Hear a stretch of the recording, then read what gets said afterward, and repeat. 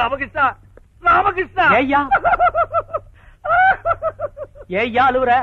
பிரார்த்தனை, பரிதவிப்பு, மோசம் போயிட்டேன். ராமகிருஷ்ணா, உன்ன லாட்ஜுக்கு போக சொல்லி ஐடியா கொடுக்க போய் இப்ப ஏன் பொஞ்சாதி ஏன் மேல கோச்சுக்கிட்டு அப்பா வீட்டுக்கு போயிட்டா. ஏய்யா என்ன ஏயா? புருஷன் பொஞ்சாதி ரகசியத்தை நீ எப்படி மூணாவது மனுஷங்கிட்ட சொல்லுவ? அந்த மனுஷன் என்ன பத்தி எவ்வளவு படுமட்டமா நினைப்பாரு. இனிமே ஓன் கூட வாழறத விட ஒரு கழுதியோட வாழலான்னு சொல்லி அவ அப்பா வீட்டுக்கு போயிட்டா. ஐயா கரெக்டா தாயா சொல்லிருக்காங்க. சும்மாரியா, வெந்த புள்ள ஸ்க்ரூ டிரைவரை விடுற. ராமகிருஷ்ணா, என்னய்யா? அவளை திருப்பி கொண்டாடுறதுக்கு ஒரு டெக்னிக் சொல்ல. டெக்னிக்கா? யோ, எனக்கு 1000 வேலை இருக்கு போய்யா. நான் சொன்ன டெக்னிக் உனக்கு அமோகமா ஒர்க் அவுட் ஆகிட்டு இருக்கு, எனக்கு ஆகல. போறேன் இப்ப பஸ் ஸ்டாப்புக்கு போய் ஏறினவளை இறக்கறேன்.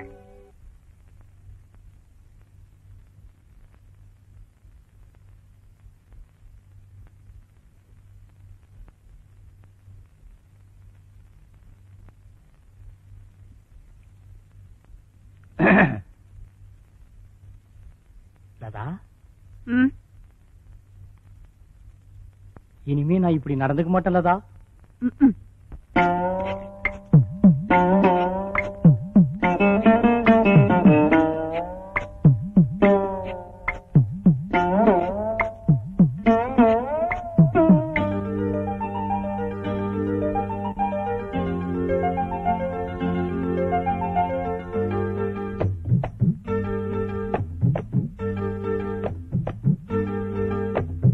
ஏதோ சுகம் தேடுதடி, ஏனோ மனம் வாடுதடி, அம்மா கண்ணு சும்மா நில்லு.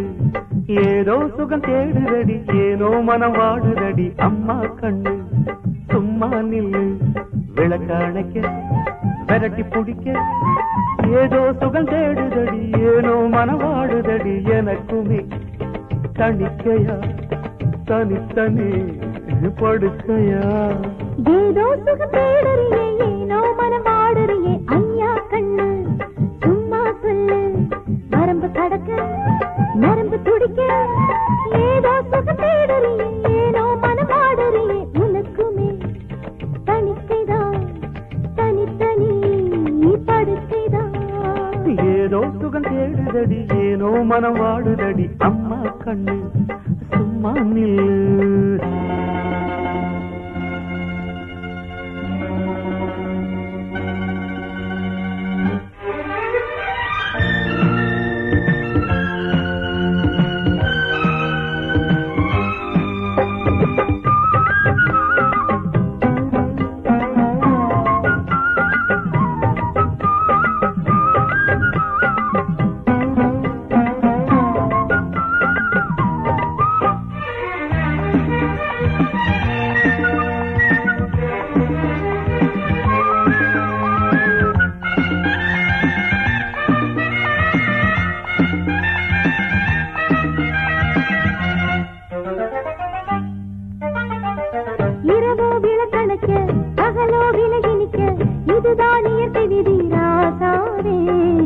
இரவிலும் வெளிச்சம் உண்டு, பகலிலும் இருட்டு உண்டு, எனக்கோ இரண்டு ஒன்று. இரவோ விளக்கணைக்க பகலோ விலகி நிற்க, இதுதான் இயற்கை விதி ராசாவே. இரவிலும் வெளிச்சம் உண்டு, பகலிலும் இருட்டு உண்டு, எனக்கோ இரண்டு ஒன்று. ஐயா உன்னை திருத்தவது ஆகாது, நாயின் வாழ நிமித்தி வச்சா நிற்காது. ஐயா உன்னை திருத்தவது ஆகாது, நாயின் வாழ நிமித்தி வச்சா நிற்காது. இனி காமன் கதை தொடங்கு. ஏதோ சுகம் தேடுறியே, ஏனோ மனம் வாடுறியே, ஐயா கண்ணு சும்மா சொல்லு. விளக்க அணைக்க விரட்டி பிடிக்க ஏதோ சுகம் தேடுதடி, ஏனோ மனம் வாடுதடி, எனக்குமே தனிக்கையா தனித்தனி படுக்கையா. ஏதோ சுகம் தேடுறியே, ஏனோ மனம் வாடுறியே, ஐயா கண்ணு சும்மா சொல்லு.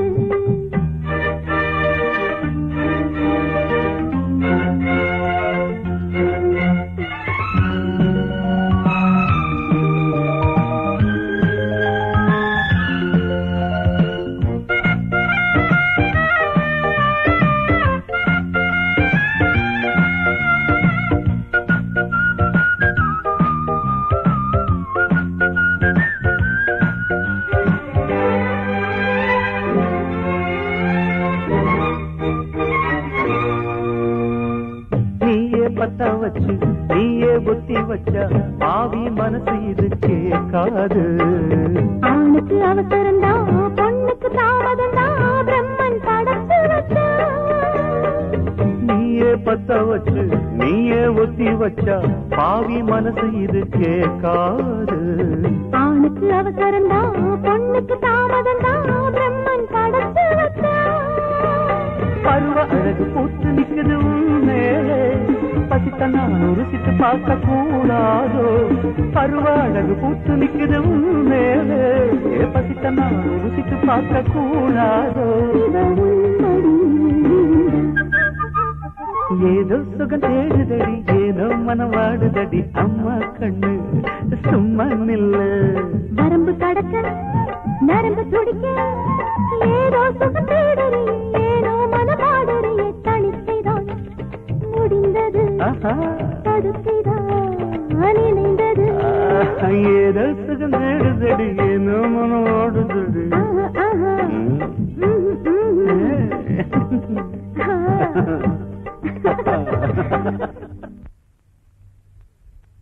ராமகிருஷ்ணன் சார், அடிக்கடி உன் ப்ரொமோஷனை பத்தி பேசிட்டு இருப்பியே, அதுக்கு ஒரு சந்தர்ப்பம் வந்திருக்கு. மாருதி ஃபுட் ப்ராசஸிங் கம்பெனி பெரிய கம்பெனி. அதனுடைய ஏஜென்சி யாருக்கு கிடைக்குதோ அவங்க லட்சக்கணக்கில் சம்பாதிக்கலாம். இதுக்காக பல பேர் பல வழிகளில் முயற்சி பண்ணிட்டு இருக்காங்க. நானும் நம்ம கம்பெனி சார்பில் முயற்சி பண்ணி இருக்கிறேன். ஆனா பப்பு வேகல. அங்க போனவங்க பப்புலாம் வேகலன்னு சொன்ன சார். அதுக்கு நான் என்ன சார் செய்யணும்? திருப்பதி மலையில 3 தடவை ஏறி இறங்கி ஒரு லட்டு ஒண்ணு வாங்கிட்டு வரணும். லட்டுனா எனக்கு ரொம்ப பிடிக்குமே. ராமகிருஷ்ணன் சார், அந்த ஏஜென்சி எப்படி நமக்கு கிடைக்கணும்? இந்த காரியத்தை நீ சாதிச்சுட்டா நீ கேட்ட ப்ரமோஷன் உனக்கு நான் கொடுக்கறேன். அவ்வளவுதானே சார்? என்னோட திறமை பாருங்க, நான் எப்படி வாங்கி காட்டுறேன். நீ நினைக்கிற அளவுக்கு அது அவ்வளவு சுலபம் இல்லை. ஏன்னா அந்த கம்பெனியுடைய நிர்வாகி ரொம்ப கண்டிப்பான பேர் வழி. பிரச்சனை விடுங்க சார், எப்பேற்பட்ட கொம்பனா இருந்தாலும் நான் பாத்துக்கிறேன். கொம்பன் இல்ல, கொம்பி.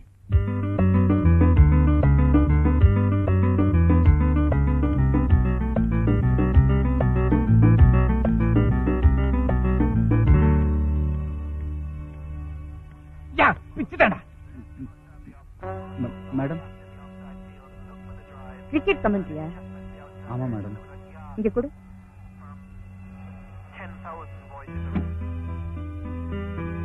இனி ஒரு முறை இப்படி பார்த்தேன், பி கேர்ஃபுல். லுக், கிரிக்கெட்னா எனக்கு ரொம்ப பிடிக்கும். பட் ஆபீஸ் டைம்ல கமெண்ட்ரி கேட்கறதும் பிடிக்காது. Mind it.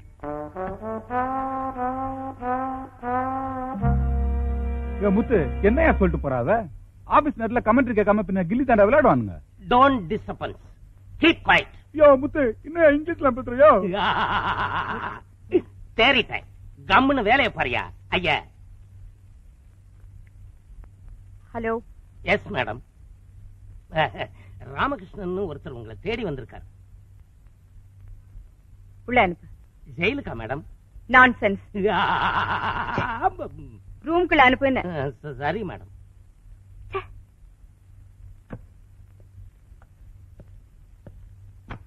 Good morning madam. Yes, take you seat. Thanks madam.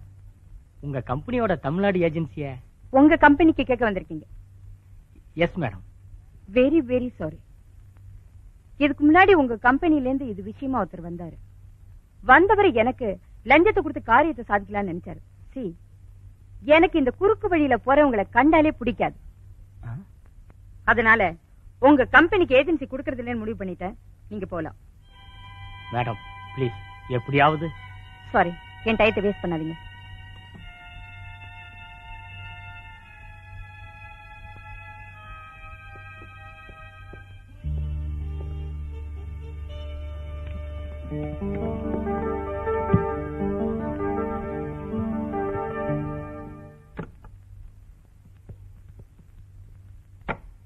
நீங்க என்ன இங்க இருக்கீங்க?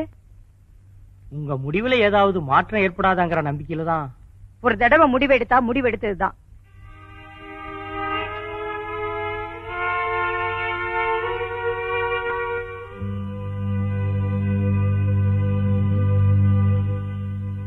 யோ, இங்க வா. உன் பேர் என்ன? முத்து. நல்ல பேரு. ஆமா, இன்னைக்கு மத்தியானம் என்ன சாப்பாடு? 5 ஸ்டார் ஹோட்டல்ல போய் பிரியாணி சாப்பிட போறேன். அட ஏன் சார் வயிற்றுச்சல கிளப்பிக்கிட்டு? எப்போதும் போல மாமூலா மோர் சாதம் ஊறுகா. அப்படியா? நான் இன்னைக்கு மாமூல மாத்தி காட்டுறேன். எப்படி? நீ என்ன செய்யற, நேரா பிரியாணி ஹோட்டலுக்கு போற. உனக்கு என்னென்ன சாப்பிடணும்னு தோணுதோ அத்தனையும் உன் இஷ்டத்துக்கு வாங்கிட்டு வர்றேன். இந்தா.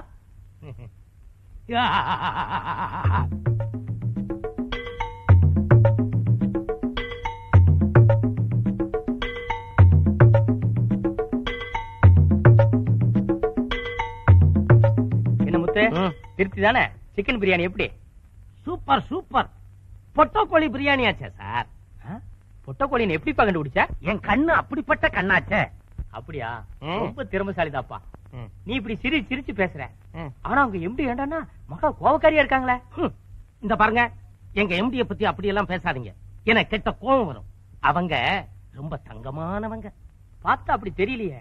இதெல்லாம் பார்த்தா தெரியாது சார், பழகுனாதான் தெரியும். ஒரு நாள் சும்மா உட்கார்ந்துகிட்டு இருந்தேன், அங்க இருந்து வந்தாங்க, விட்டாங்களே ஒரு அறை. சும்மா உட்கார்ந்து இருந்ததுக்கு அப்படி அடிச்சாங்க? நான் உட்கார்ந்து இருந்தது அவங்க சீட்டாச்சே. நான் எம்டி ஆயிட்டா எப்படி இருப்பேன்னு ஒரு கற்பனை பண்ணி பார்த்தேன். அதுக்கு பலன் கண்ணம் எங்கனதும் இல்லாம கழுத்தை புடிச்சு வெளியே தள்ளி வேலையை விட்டே நிறுத்திட்டாங்க. மறுநாள் போய் அவங்க கால்ல விழுந்து என் குடும்ப கஷ்டத்தை சொல்லி கதறி கதறி அழுதுட்டேன். உடனே வேலைக்கு வாடான்னு சொல்லிட்டாங்க. அப்போ உங்க எம்டி யாராவது கஷ்டப்படுறத பார்த்தா மனசு இலகிடுவாங்கங்கிற? அதேதான், கரெக்டா புரிஞ்சுக்கிட்டீங்க சார். அவங்க பாக்குறதுக்கு தான் சிடு சிடுன்னு இருப்பாங்களே தவிர ரொம்ப இறக்க சுபாவம் உள்ளவங்க.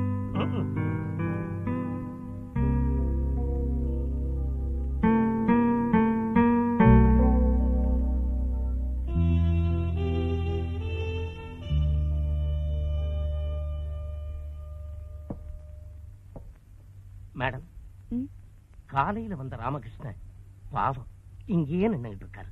அந்த ஆளு இன்னுமா போல? ஆமா மேடம், சாப்பிட கூட போகல. டிஃபன் வாங்கிட்டு வரட்டுமான்னு கேட்டேன், வேண்டாம் நான் பட்னி கிடந்து சாகிறது மேலன்னு வேதனையோட சொல்லிட்டாரு மேடம். அவரை உள்ள வர சொல்லு. என்னையா சொன்னாங்க? அம்மா உங்களை உள்ள வர சொன்னாங்க. அப்படியா? நான் சொன்ன மாதிரியே கரெக்டா சொன்னியா? நீங்க சொன்னத ஒரு வார்த்தை கூட மாத்தாம அப்படியே சொல்லிட்டேன். நான் சாப்பிடாம பசியோட இருக்கேன்னு. ஏன் சார், நம்ம 2 பேரும் பிரியாணி சாப்பிட்டறியா சொல்லுவேன். அதான் பார்த்தேன். இரு நான் பார்த்து வந்துடுறேன். தயவு செஞ்சு நீங்க அதை சொல்லிடாதீங்க. ஒன்னும் சொல்ல மாட்டேங்க.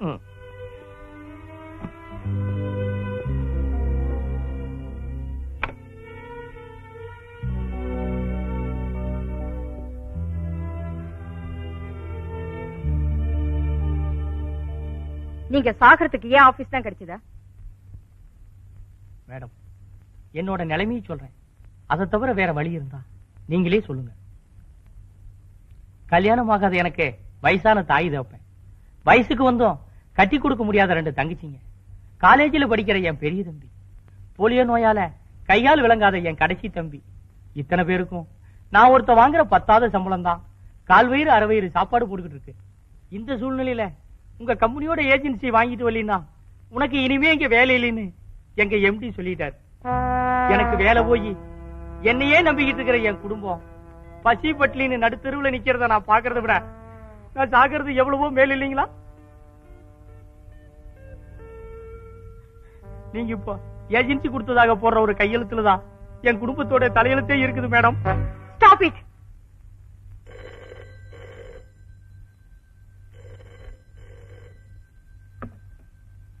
ஹலோ, அந்த டிராப்ட் விஷயம் தானே சார்? இன்னும் 1 வாரத்தில் அனுப்பிச்சிடறேன் சார். Congratulations mister Ramakrishnan. எதுக்கு சார்? எதுக்கா? இவ்வளவு பெரிய காரியத்தை சாதிச்சுட்டு ரொம்ப அடக்க ஒடுக்கமா எதுக்கு நான் கேட்கிறேன். நானே ட்ரை பண்ணி வாங்க முடியாத ஏஜென்சியை ரொம்ப சர்வ சாதாரணமா வாங்கிட்டு இல்ல, அதுக்குத்தான். அந்த ஏஜென்சி நமக்கு தான் இப்பதான் தபால் வந்தது. ஒன்னால நம்ம கம்பெனிக்கு லட்சக்கணக்கில் லாபம் கிடைக்க போகுது. இன்னையில இருந்து இந்த கம்பெனிக்கு நீ டிவிஷனல் மேனேஜர்.